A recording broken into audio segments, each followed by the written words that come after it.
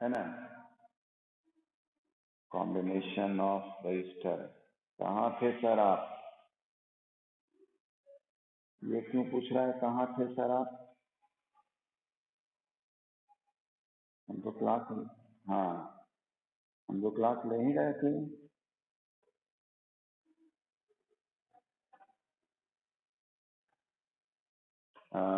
Thursday और, अच्छा अच्छा, हाँ हाँ, मंडे ट्यूसडे मैंने क्लास लिया और वेडनेसडे थर्सडे को क्लास आपका ठाकुर सर लिए थे। चल, तो कॉम्बिनेशन ऑफ रजिस्टर्स तक हम लोग बनाए हैं, पढ़े हैं सवाल, है ना। और इस बार का जो लेसन प्लान है वो आपका रजिस्टिविटी तक ही, नहीं नहीं, resistivity and combination of resistors both, दोनों है। तो क्यों ना हम लोग वही चीज को पढ़ें, रिवाइज करें, कुछ सवाल बना लें। और उधर मंडे और ट्यूसडे का जो क्लास था उसमें मैंने आपको कुछ और चीज बताया था, कहा था कि वो एमटीएसई के लिए अच्छा होगा, उस कॉन्सेप्ट को अगर आप इस्तेमाल करते हैं तो हम लोग का तो कंप्लीट है। कंप्लीट है, कंप्लीट कभी नहीं कहा जाता है पढ़ाई को। कुछ आज हम लोग वैसा सवाल बनाते हैं जो कि बोर्ड बेस्ड के लिए बहुत इंपॉर्टेंट है ना। ट्यूसडे को हम लोग कुछ एनटीएससी टाइप का पढ़ाई कर लिए थे, है ना, कि जरा भाई एनटीएससी का फॉर्म भरेंगे तो कुछ उसका भी जानकारी ले लिया जाए। जैसे मैग्नेटिज्म चैप्टर भी आपको एनटीएससी उसमें क्या करता है वो हम तो आपको बताएंगे ही, टिप्स जो बोले थे। अभी जो हम चर्चा कर रहे हैं कॉम्बिनेशन ऑफ रजिस्टर्स में ही, एक बार खाली रेजिस्टिविटी का ध्यान ले लेते हैं कि resistance is directly proportional to the length of the wire, okay, and second is it is inversely proportional to the area of cross section, और इन दोनों को हमने कंबाइन किया तो हमें मिला R proportional L by A, and ये मालूम ही है कि ये अगर प्रोपोर्शनल हटता है तो कांस्टेंट हम लोग वहां पर जानते हैं कि कांस्टेंट आता है, और वही कांस्टेंट यहाँ पर आपको resistivity, actually resistivity is the nature of material. आप अगर बुक में डेटा देखिएगा तो आप पाइएगा एक डेटा दिया होगा बुक में, एनसीईआरटी में दिया हुआ है, कि सारे का रेजिस्टिविटी का बताए हुए हैं, है ना। जैसे यहाँ पर मेरे पास है रेजिस्टिविटी, तो उस रेजिस्टिविटी के आधार पे कैटेगराइज किया गया कंडक्टर, एलॉयज एंड इंसुलेटर। तो कंडक्टर में यदि सिल्वर देखें तो वो 1.6 इंटू 10 टू द पावर -8, ठीक, 1.6 इंटू 10 टू द पावर -8 है रेजिस्टिविटी उसका, सिल्वर।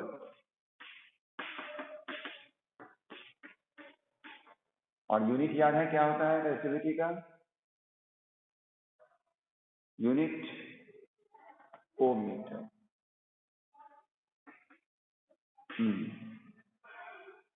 और अगर हम ध्यान दें एलॉयज में, तो एलॉयज में आप पाते हैं मैंगनीज या नाइक्रोम। नाइक्रोम की बात करें, नाइक्रोम का बात करें अगर, तो वो दे रहा है 100 into 10 to the power -6 ohm metre. और अगर हम बात करते हैं इंसुलेटर की, इंसुलेटर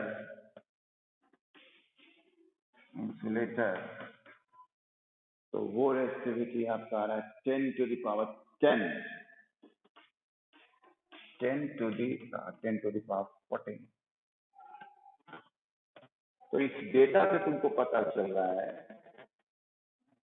कि resistivity is the nature of material, और ये क्रिएट कहाँ हो रहा है, जो इलेक्ट्रॉन के फ्लो में रेजिस्ट करता है उस चीज का एक पैमाना हुआ। तो ये आप देखिए कि सिल्वर के केस में ये 10 to the power -8, यानी बहुत ही कम वैल्यू होगा। यानी सिल्वर के केस में क्या है, यहाँ पर रेजिस्टेंस का रिलेशन रेजिस्टिविटी से देख रहे हैं हम। ये वैल्यू अगर कम होगा तो स्वाभाविक है ये कम होगा, लेकिन ये एक एलिमेंट के लिए फिक्स होगा। क्योंकि अगर पूछा जाता है कि what is the difference between resistivity and resistance, तो रेजिस्टेंस डिपेंड्स ऑन डायमेंशन। और अब तार जब आप उठा लिए तो वो नाइक्रोम हो निकल हो, तो एक बार जो उठा लिए कंपेयर जब कीजिएगा तब तो फाइनली आप बोल ही दीजिएगा कि सिल्वर इज कंडक्टर या बेस्ट कंडक्टर, नाइक्रोम उससे कम। आपने तो वायर उठा लिया, लेकिन अब वायर लंबा होगा, लंबा कर दिए तो रेजिस्टेंस में फर्क पड़ेगा, मोटा कर दिए तो रेजिस्टेंस पे फर्क पड़ेगा, लेकिन रेजिस्टिविटी पे फर्क नहीं पड़ेगा। Because resistivity is the nature of material, तो मटेरियल तो आपका नाइक्रोम ही। ओके, ये बात याद रखिएगा, रेजिस्टेंस डिपेंड्स ऑन डायमेंशन। और अगर इंसुलेटर का रेजिस्टिविटी देखते हो तो एकदम पॉजिटिव में जा रहा है, यानी बहुत ज्यादा वो रेजिस्ट करेगा, इलेक्ट्रॉन के फ्लो में करता है। तो ये कैटेगराइज किया गया, और उस बार चर्चा भी कर चुके थे कि अगर रेजिस्टेंस टेम्परेचर पे बात करते हैं हम, depends upon the temperature, and when we increase the temperature then resistance of the conductor increases. लेकिन ऐसी बात तो आपको सेमी कंडक्टर के केस में नहीं है। अब आते combination of resistor. Combination of resistors में हम लोग प्रूव कर चुके हैं, तो सीरीज और पैरेलल में क्या फॉर्मूला है ना। कोई बच्चा बताएगा कि सीरीज के केस में इक्विवेलेंट रेजिस्टेंस क्या होता है? हाँ, अगर रजिस्टर R1, R2 और R3 है, then total resistance will be R1 plus R2 plus R3. And in case of parallel, 1 by R1. ठीक। तो अभी हमारा यहाँ सवाल ये है कि एक सर्किट डायग्राम मैं दे रहा हूँ। ओके, सर्किट डायग्राम है आपका,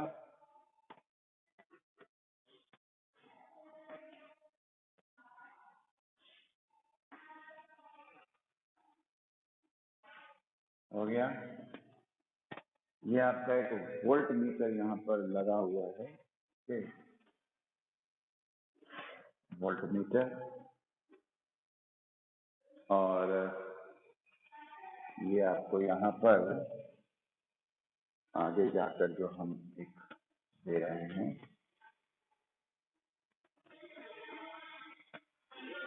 ये circuit diagram. Okay, switch is close, इसलिए स्विच को बनाने का जरूरत नहीं है, सेल लगा हुआ है और ये करंट हो रहा है। क्वेश्चन सुनना, ये R1, R2, R3। क्वेश्चन कह रहा है कि R1, R2 एंड R3 इन सब का जो वैल्यू है वो 4 ओम, 8 ओम, 20 ओम रेस्पेक्टिवली। 4 ओम, 8 ओम एंड 12 ओम, ये रेजिस्टेंस आपको दिया हुआ है। अब इसके बाद ये बैटरी ऑफ 10 वोल्ट से कनेक्टेड है। आपको क्या करना है, पहला सवाल, करंट फाइंड करना है through each resistor, each resistor. Okay, current through each resistor. दूसरा है total current in the circuit, total current आपको फाइंड आउट करना है। वो सर्किट में क्या फ्लो कर रहा है। And the third is total resistance of the circuit. चलो बहुत आसान, इससे ज्यादा बेहतर सवाल आप लोग बना चुके हैं क्या? इससे ज्यादा बेहतर सवाल आप लोग बनाइए।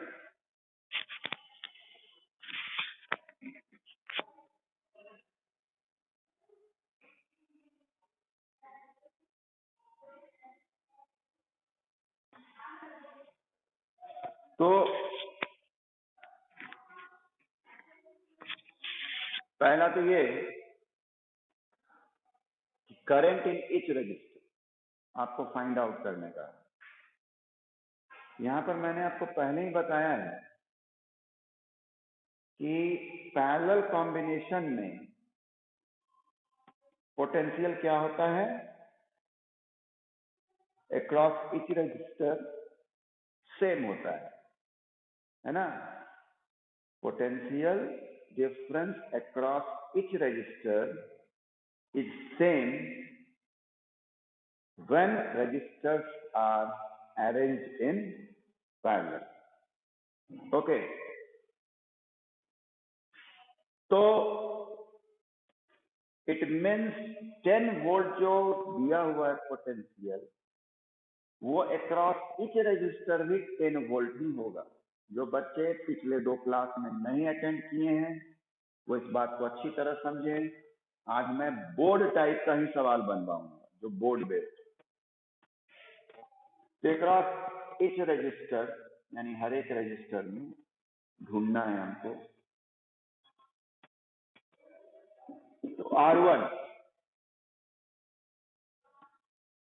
तो ये मानकर चलना है आपको कि यहाँ जो V is equal to I R1 में इस्तेमाल करूंगा।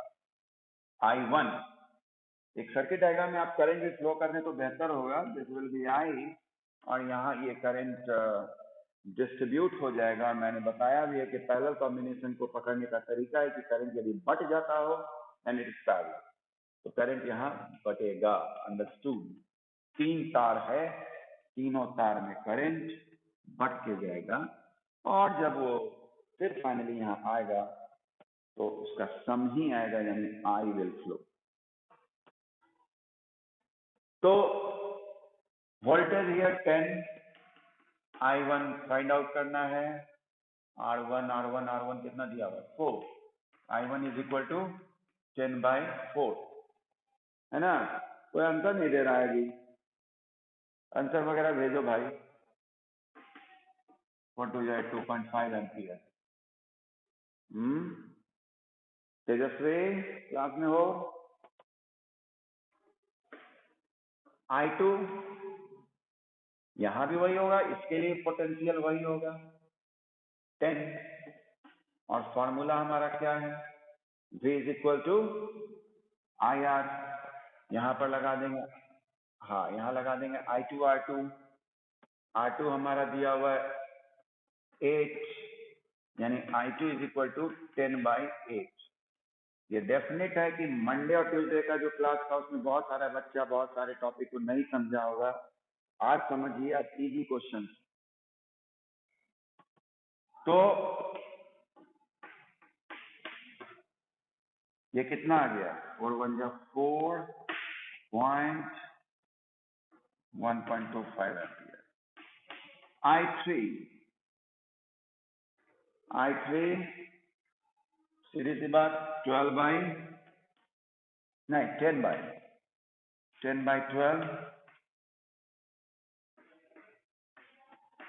कितना आएगा पॉइंट में हर से। मेरा वॉइस नहीं आ रहा है। हेलो, जो बोल रहा है उसका एकदम क्लियर, उसका भी क्लियर नहीं आ रहा है। नेट लगता है स्लो हो गया क्या? नेट तो आपको दे रहा है, बहुत अच्छा दे रहा है स्पीड। वहां क्या दे रहा है तुम लोग को? रेड शो कर रहा है क्या? येलो अच्छा हुआ ना? अरे लेकिन यहाँ तो 97 पॉइंट।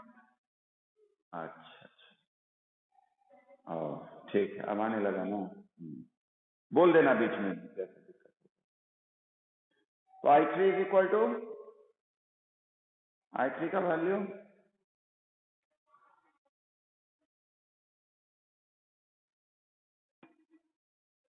ये 4 ओम 8 ओम है और कितना था 20 ओम है बाबू, 20 ओम है। ठीक, हाँ, क्योंकि ये कैलकुलेशन थोड़ा यानी 10/20 यानी 0.5 एम्पीयर हो गया। करंट ये आ गया अलग अलग। टोटल करंट स्वाभाविक है आई ही ना टूट के I1 I2 I3 बना, यानी I1 plus I2 plus I3 is equal to I, है ना। यानी कितना हो जाएगा 2.5 प्लस 1.25 प्लस 1.5, 2.5 3 हो गया 4.25, है ना जी, 4.25 एम्पियर। ओके, और टोटल रेजिस्टेंस निकाल के बताओ।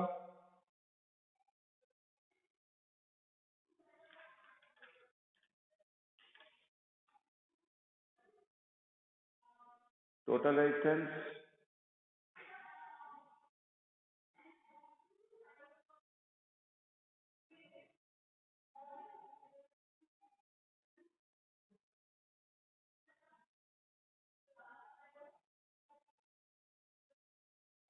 बोलिए, टोटल रेजिस्टेंस कितना आया?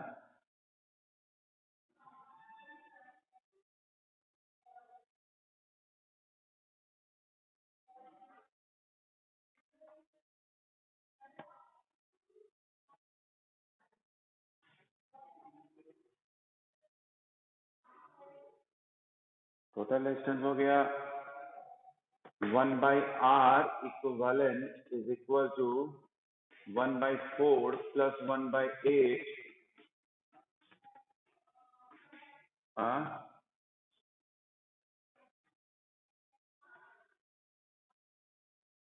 40% देख लेते हैं, ठीक है, यही हर से तुम्हारा भी। हाँ 40/17 सही है, 40/17 यानी फाइनली 2.4।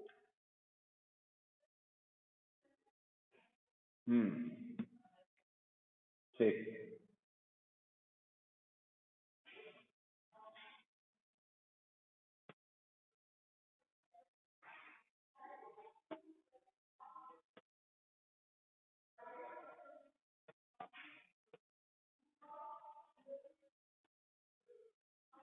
अच्छा ये सवाल देखिए,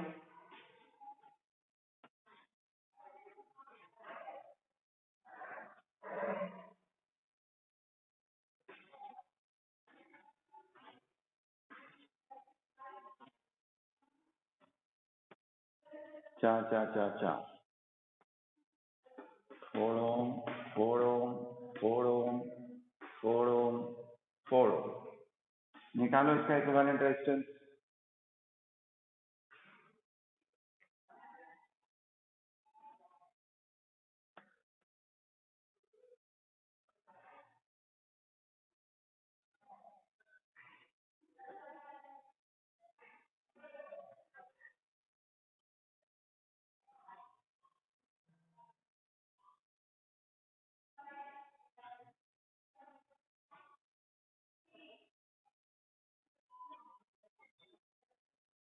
फोर बाई थ्री, 4/3 ना,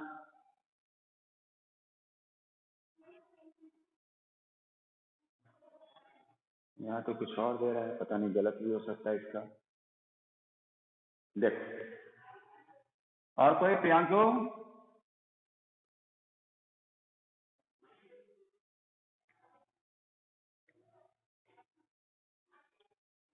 देखो देखते हैं हम भी। जैसे ये आप एज्यूम कर लीजिए कि यहाँ पर एक सेल लगा हुआ है, तो ये करंट निकला, करंट निकला, I, और यहाँ टूट गया I1 I2 में, तो ये I1 यहाँ एक ही होगा, तो फिर एक ही तार है, ये दोनों सीरीज में हो गया। ठीक, हम सर्किट डायग्राम में बना सकते हैं, इसी को समझ रहा हो। ये एक वायर है, ये क्या हुआ सीरीज में, दोनों क्या हो जाएगा, जुट जाएगा। एकदम सही ऋतिका, एकदम सही। ये हो गया आपका 8/3,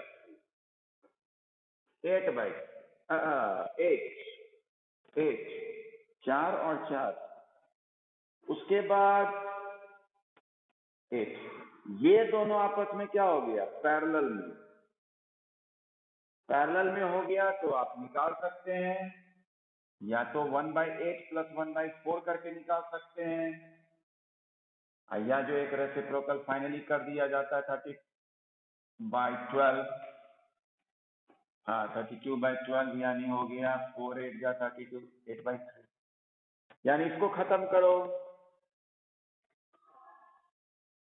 ये ठीक है ना, 8/3 ही ना होगा। और फिर ये जो यहाँ था वो 8/3 ना होगा। हाँ, अब ये तीनों क्या में हो गया, सीरीज में हो गया, है ना। तो 4 4 8, यानी 8 + 8/3, यानी 32/3 करेक्ट आंसर। समझ गए, 32/3 करेक्ट आंसर। ये बात समझ में आया ना, कि कैसे पहले सीरीज फिर पैरेलल कैसे हुआ। ये आपको मैं फिर समझा दे रहा हूं। यहाँ पर ये जो आपका शुरू में वायर था, देखो ये आपका 4 ओम, ये 4 ओम, है ना। तो ये करंट जब गया तो इसमें I1 गया और इसमें I2 गया, तो एक ही वायर है, तो ये दोनों आपस में क्या हुआ, सीरीज कॉम्बिनेशन।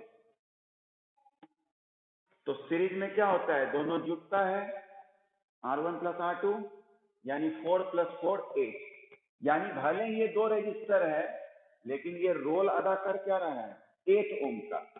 इसी को हम लोग अभी यहाँ पर न्यू सर्किट डायग्राम बनाने के लिए क्या करेंगे, कि वो जो दोनों था वो मिलकर आपको 8 ओम शो कर रहा है, और यहाँ पहले से आपका 4 ओम, तो ये दोनों अलग अलग तार है, तो फिर करंट क्या हो गया, बट गया। करंट जब बट गया तो ये और ये आपस में क्या हो गया, पैरेलल, और पैरेलल जब हो गया तो मैंने क्या बताया आपको, 1/Req = 1/8 + 1/4, कौन से फॉर्मूला से, 1/Req = 1/R1 + 1/R2, है ना। ये चीज हुआ आपका। और ये जब हम सॉल्व किए तो हमारा कितना आया था, 8/3। तो फिर ये दोनों जो रजिस्टर हुआ वो कितना का रोल अदा कर रहा है, कितना शो कर रहा है रजिस्टर, बोलिए। ये दोनों मिलकर कितना का दिया, दोनों मिलकर, दोनों पैरेलल में है, तो बोलो ना भाई, इसी का 8/3 ना, 8/3, 8/3, तो इसको हटाए और यहां मैंने लिखा 8/3 ओम। अब मेरा टोटल तार कितना हो गया, एक, सिर्फ एक तार हो। तो ये तीनों रजिस्टर क्या में आया, सीरीज, और सीरीज कॉम्बिनेशन में क्या होता है, तीनों जुट जाएगा, यानी 4 + 4 8, अब प्लस 8/3, कितना हो गया हमारा, हाँ तेजस्वी बहुत लेट आया, 32/3।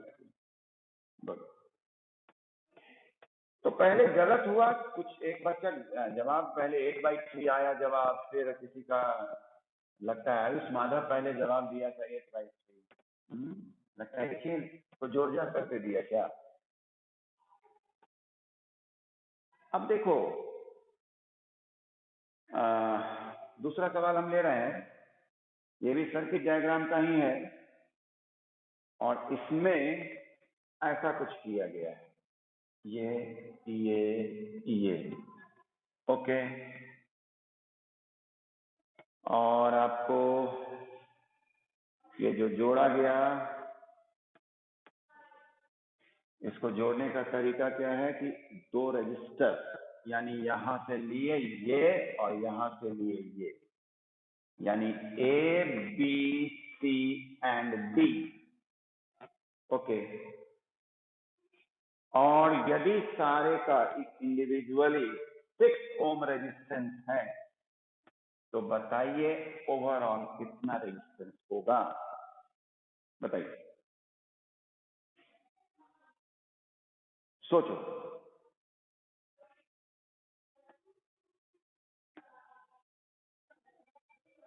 2 ओम, बड़ा जल्दी बना ली, कैसे भाई?